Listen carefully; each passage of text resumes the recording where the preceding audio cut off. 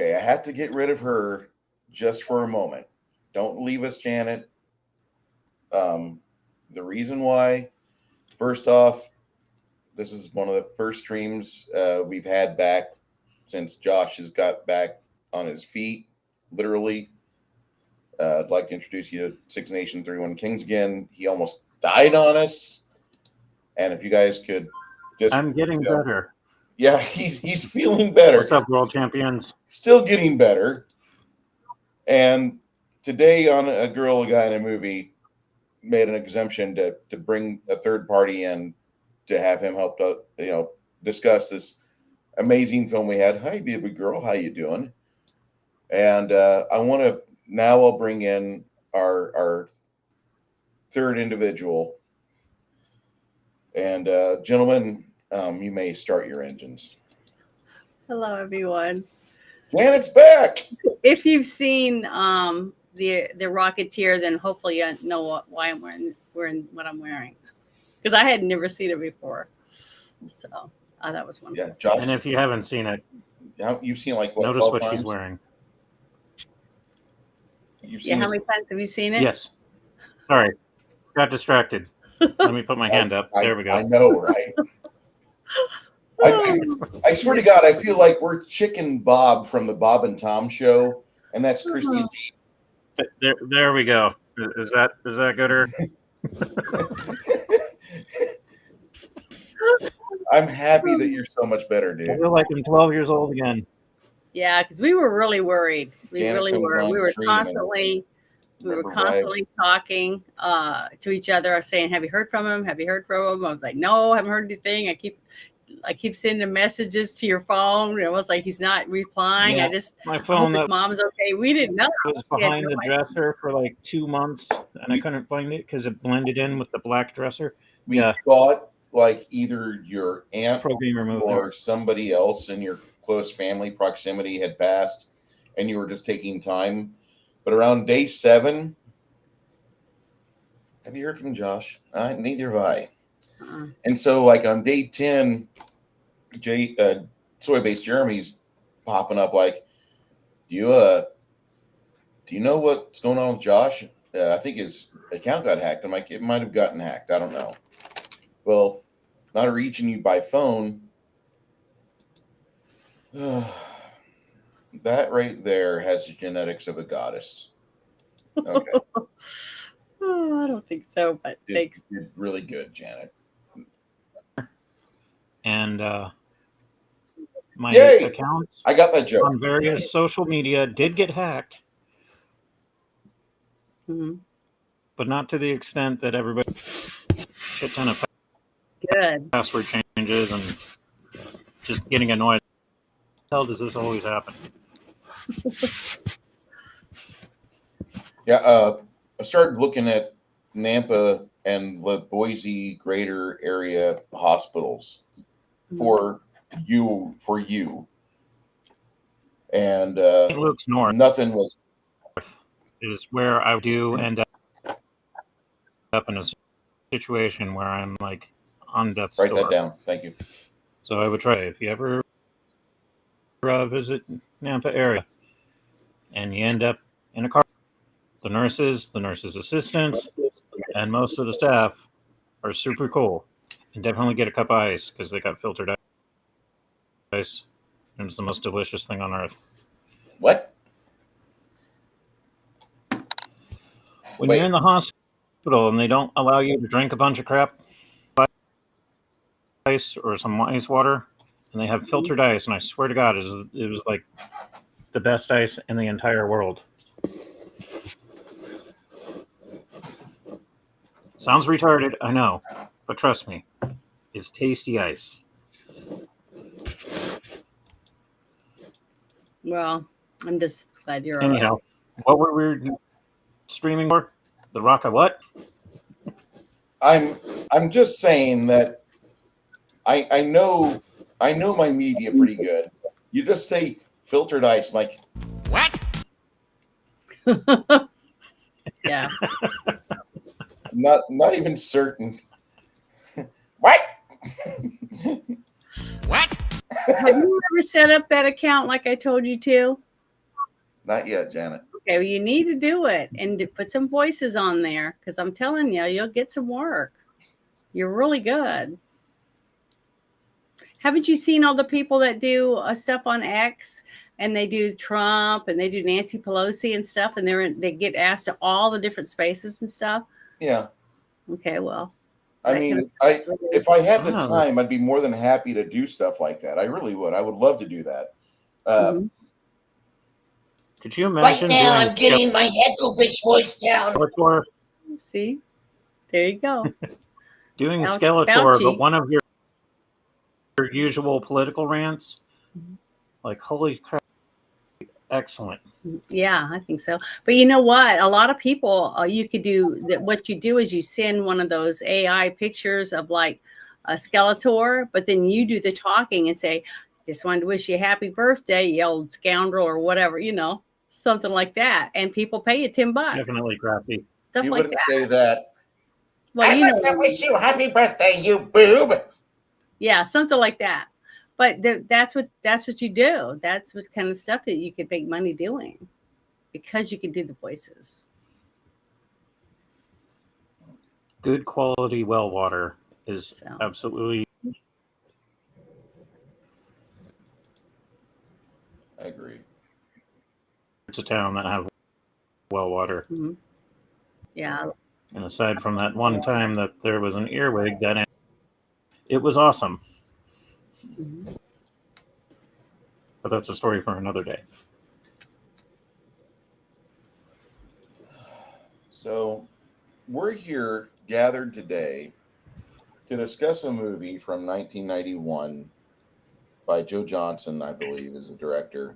He's the same gentleman that did the movie Honey, I Shrunk the Kids. And Joe Johnson is pretty talented. Honey, I Shrunk the Kids was kind of one of those movies that I was not expecting. Really, I wasn't expecting that movie, and I really like it. But I've got to say that that's one of those films that the more I watch that film, the more I really just get all the little nuances, and it's a layered movie. It's almost a cartoon. And then time went on, and the 2011 first Avenger movie came out for the Captain America. Man, this is great. Oh, I miss Art Deco. I miss seeing Art Deco in class and all this stuff. And if you know me, I love Art Deco. I think something happened in the 50s where we touched Art Deco and something happened to the American public. We're like, no! And they ran away from it. Idiots. Because we should be living in the post Art Deco era. But everybody started talking to me about 10 years ago. Oh, if you like that, maybe you ought to see The Rocketeer. No idea what they're talking about. No idea. So finally, Hardwick and I start talking, and I said, I can get this movie at 720p. He's like, I got the 1080p version. I've got a wired internet. I'm like, well, I have a wired internet too, but if you've got the 1080p, let's go for it. Yeah, And I then- just want to let him know I did see that because we looked at it yesterday during the game. Josh informed me later on, before he goes to the hospital for a score of days, Mm-hmm. that this Rocketeer movie is pretty good. And I'm like, oh, that's awesome. We'll have to put it on the list. You guys know the list of the eponymous living, breathing document of like constantly shuffling names on and off the list. Mm-hmm. Not like Epstein's list, which is concrete, and I can prove it to you in the GX52 document that's in the Ghislaine Maxwell case. Mm-hmm. But I Yeah. wouldn't want to discuss that, on stream. Well, it is a What the hell are Disney film, but totally unrelated, right? completely. Totally Well, unrelated. back when this came out in 1991, Mhm. Disney didn't make such terrible movies back then. No, they didn't. They made amazing films. That was the So, Michael Eisner or why post they Michael Eisner era. why they became such, I don't know what, haters of comic book, stuff. It's I don't they understand. hate Western civilization, Janet. So I don't know.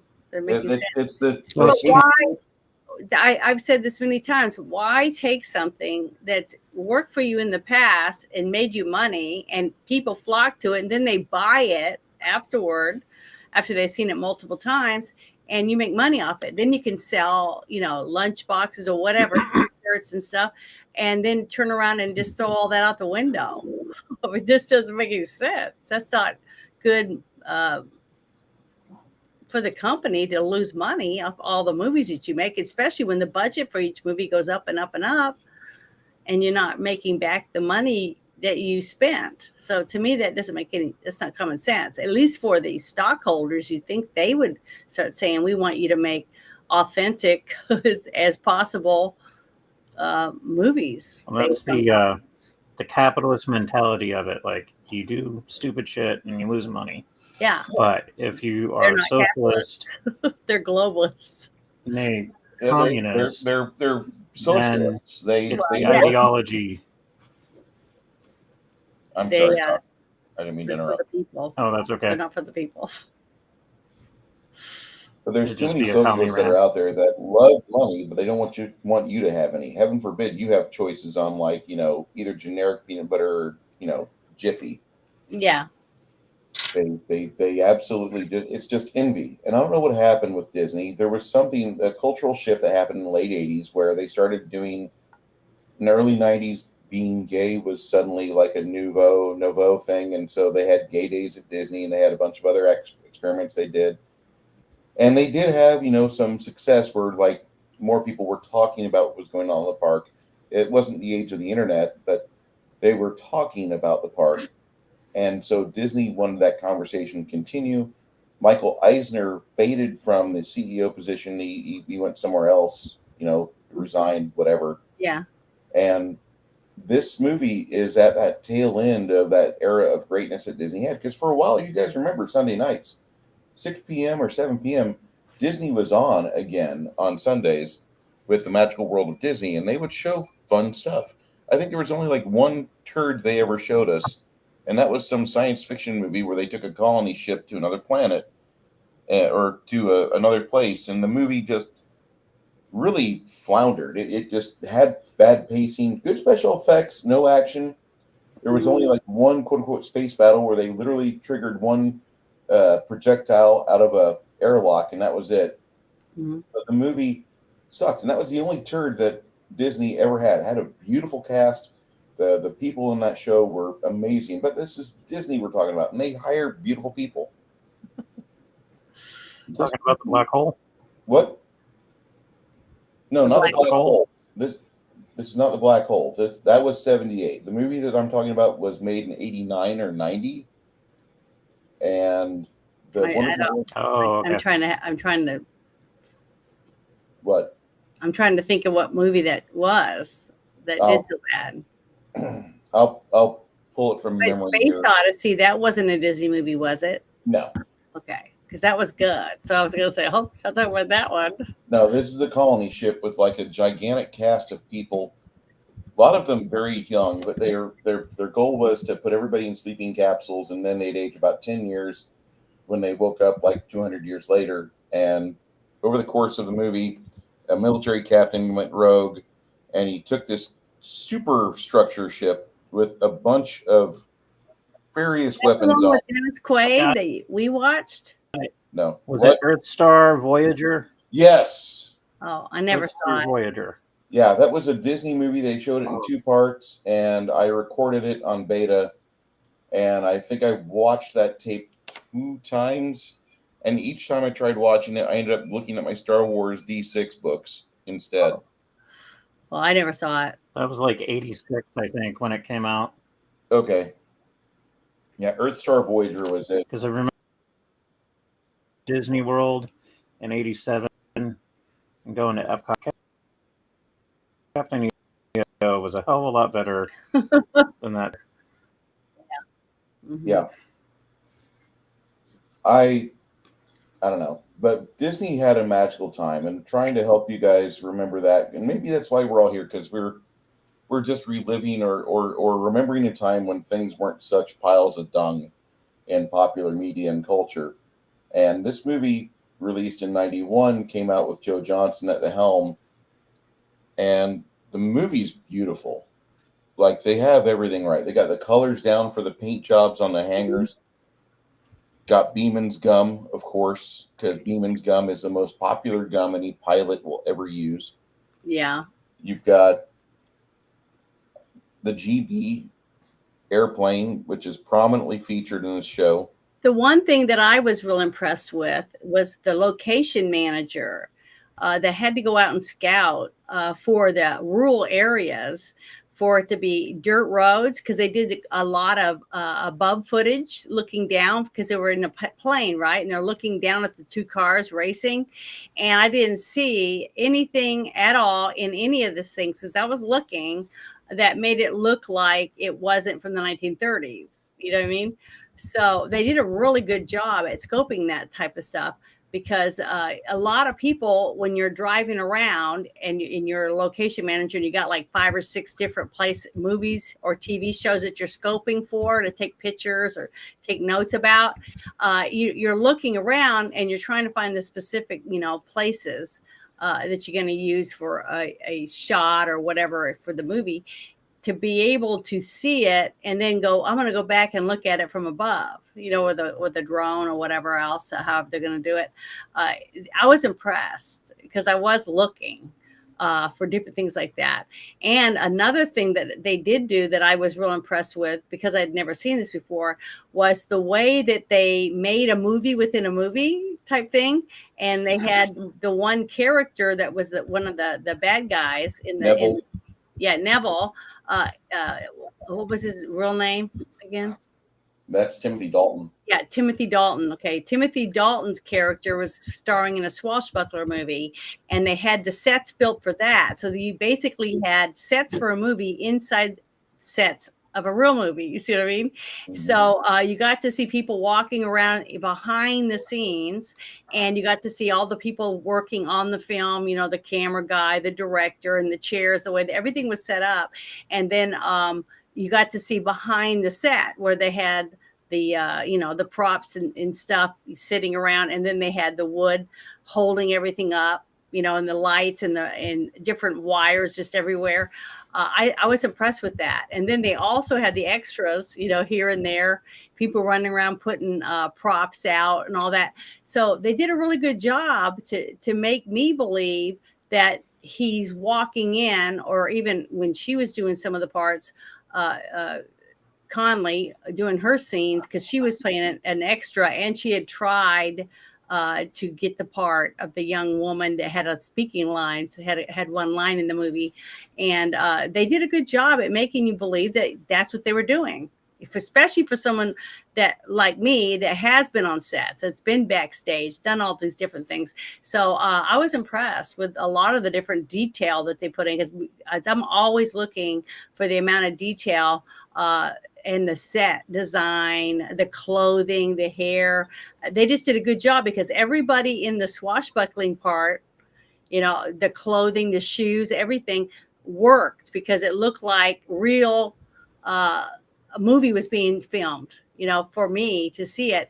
But then you had the other people from the 1930s back, going back into the future with their authentic clothes. The suits and the shoes on the men. What do you call those? The shoes are something I paid a lot of attention to in this movie. Yeah. And you want to talk about authenticity. This movie went, and they didn't really spare any expense on costumes. Yeah, you could tell. Oh, I thought you were going to add something else. No. I wasn't trying to pick out your oxygen. I was just saying, I was really impressed with the styles of hair, because they went from the women's styles of hair from the swashbuckling movie to the regular women walking around in the back, secretaries and other people, with regular hairstyles too. So I just thought it was real impressive that they went to all that work to make it be believable, because the swashbuckling movie really didn't have anything to do with the story, that to move the story along. All I had to do was what the character that was the bad guy, what his livelihood was and what his daily life was for his character arc as it went along through the movie, so that you knew who he was and how important he was and how he was able to get away with things, like when he stabbed that one guy, on the set, and they're like, trying to cover it up because he's a famous actor, that type of stuff. I just thought the detail for that was really phenomenal. And to me, that just showed you that the director made sure that the people he picked for each of these positions to be in charge, to make sure certain things were ready to go when he was ready to film, that they were all on top of their jobs and were making sure that everything was where it belonged. And it definitely paid off, because this movie was wonderful. I really, really enjoyed it and was very impressed that it was supposed to be set in 1930s, and it looked authentic to me. Even in every set that I was looking at, that's how I felt with the mafia and everything. It was great. We'll discuss it later. There's only one thing in this movie that I find is attraction, and it's not a big one, but it's enough for me. I have to mention it. Mm-hmm. And I like this movie. I thought that they got everything correct. The clothing is perfect. The shoes look like they were just recently unboxed, and then somebody decided to jog down a road like 3 or 4 miles with these clods on, and they have the right amount of wear and tear on them. Everything looks just perfectly authentic, and it was very nice to see the GB up and running, because I'm not a big aeronautics guy, but I've been around my share of farmers that had barns with planes in them, and I knew a guy that he was at the cafe for a few years, and he would always talk about how occasionally he'd still not be feeling right, and he didn't die from the injury he sustained during an accident landing a GB racing plane, but he had suffered injury from it. And when it was rainy season between between April and June, he would always be found with like aspirin. You could always guarantee that Becker had aspirin on him. So that was he was eating that shit like Ranger candy. Mm-hmm. That's what he actually called it, but I don't know. I didn't know his extent of military service, but that's what he called it. But he would inhale fucking aspirins all the time whenever the barometric pressure went a sliver down below 31. And so he was a very, very nice, very astute man, but he had experienced some things in life that he later on regretted. He's like, yeah, I was an idiot, and that would be about the most a casual visitor neighbor would get out of him. But he had landed a GB quite a few times, and one time that landing gear just wasn't fucking worth the equipment. It wasn't worth the juice wasn't worth the squeeze, because it was notorious for this. And if you read about it, you think, well, maybe they should have probably fixed that, and people still decided they were going to race with that plane because that was such a fast little piece of shit that there was nothing else that could really touch it. Yeah. Widowmakers, man. Sorry. Go ahead. Yeah, the cars, the pickup truck that he was driving, the planes, the hangar. When you're looking at the hangar from a distance, like you do in the air show, all of that looked authentic to me from old movies that I'd watched, and old home movies and stuff from my parents and other people that I've seen, on different documentaries and things like that. It just looked really cool. And the actor they got to play, is it Howard Hughes and W.C. Fields? That was shocking to me, because I was like, kept looking at him going, oh my God, it sounds just like him. Looks like him. The way he was holding his mouth and everything. Yeah. I was impressed. You could tell that whoever the casting director was went above and beyond to try to fill every role for this movie. They did a phenomenal job, and they did a great job, because they are all, I thought, I can't even in back of my mind even think of anyone else playing any of the characters, because all of them were so believable as the character they were in this movie. You can thank the tenacity and the perfectionism of Dave Stevens for that, because apparently from what I understand from the IMDb, had a whole portfolio of stuff, and he's like, "Look, this is basically the Bible. Use what you want," and they went through it meticulously and basically copied whatever they could, Yeah. as authentic as possible. And it was awesome because you got the Art Deco, that retro futuristic jetpack and helmet. It all jived together. It was like I said, cleanser for all this MCU nonsense that we've had over the years, where it was an authentic comic book movie to Nope. the past. Little Errol Flynn bit, which I thought was cool, that he did oh so well as a evildoer, and a lot of Howard Hughes, although he was a caricature like version Go back for a second. of Howard Hughes. That picture. I'm sorry. Which one? The one with the little sign over her shoulder that said "Eats" or something on it. That one right there. Look at that.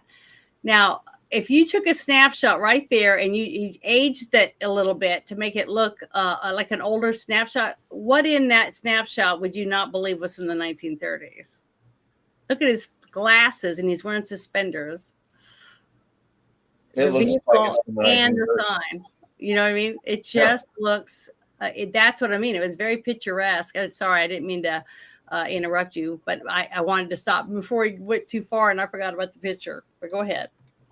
Six Nations. Oh, I was just saying, like, visually, this movie was spot on. There wasn't too much that was dissimilar. Mm-hmm. Like the actual dog cafe, it kind of looks like that. I thought They it was great. recreated it in the movie. I don't think it's standing now, but I think they've recreated it on like a small museum or maybe a train layout or something to show you what the The original burned down or something. Did you guys travel a lot when you were young with your parents or grandparents? Like Not take enough. trips and No, stuff? I didn't make it to the West Coast until 2005. Well, my dad, when he would take trips, because my dad would be gone for 9 months to a year at a time. So when he would come get us, he would come and he would want to take us, to go visit his family in Maine, or we would go down and visit my mom's family in Oklahoma or Texas, depending on where we were going.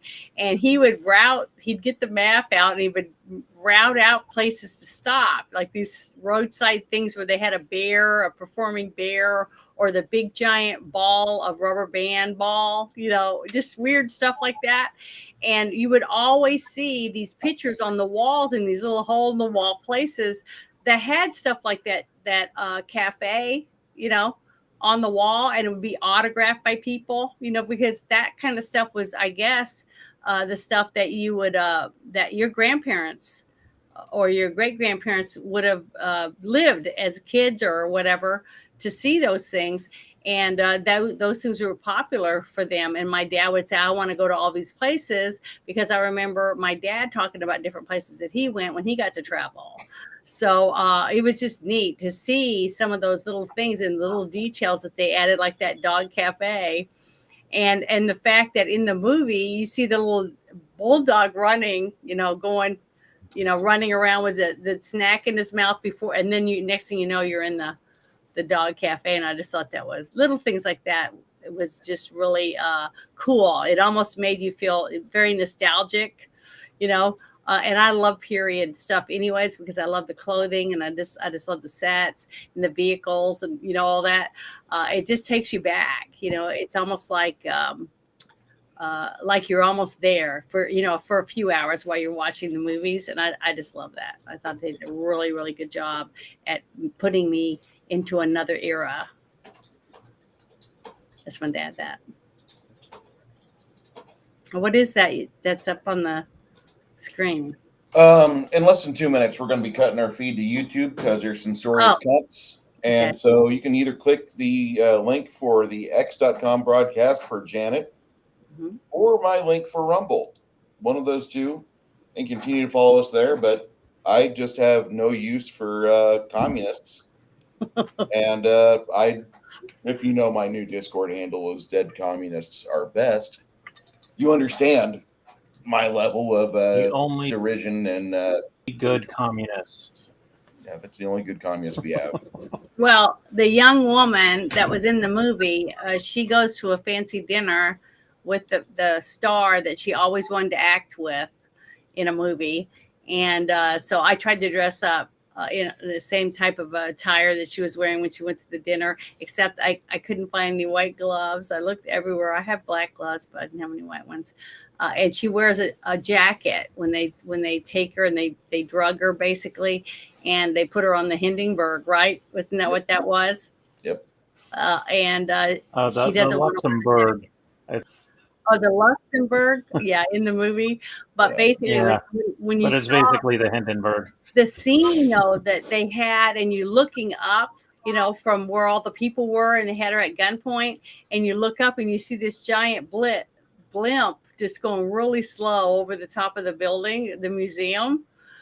That was phenomenal because I could almost feel like it was a real blimp. Was it, or was it fake? I It mean, was fake. That was definitely fake. they It was did a good job. amazingly good. The special Yeah, effects in this very movie good. were fantastic. Very And if good. you want to follow us further, please join us. Janet will not be donning the jacket on the rest of the stream, probably because she's hot. Yeah, And we're just going to go have a good time on Rumble and X. And thank you, everybody, for showing up on YouTube. Please click those links if you enjoy us. But this is going to be a long stream. I'm hoping for it.